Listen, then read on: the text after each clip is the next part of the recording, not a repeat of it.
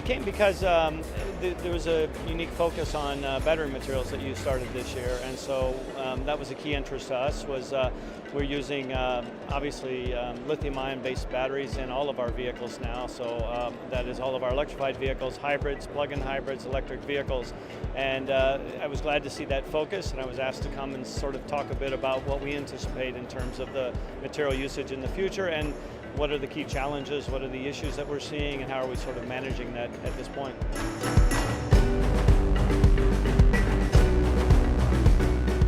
Yeah, I think, well, it's clear that we're going to keep using these kinds of materials in probably greater quantities in the future. So we talked about cobalt, we talked about nickel, lithium, so all of these are part and parcel of lithium-ion batteries. We use those batteries in vehicles.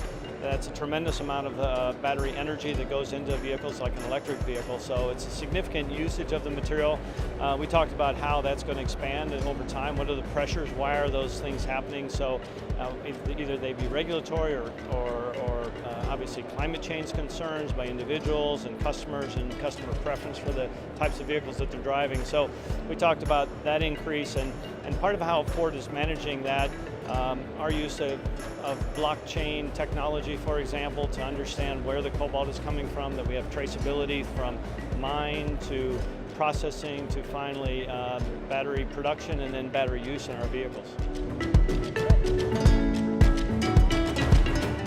Oh, it's been great. I mean, it's a kind of overwhelming number of people that actually show up for this. It's impressive that you have ministers from, from the mining sector. You have heads of state that are here, and you have the whole mining industry that's here. And I think you get sort of several layers. You have investment folks here as well, and I think you have people like myself representing end users of some of these products.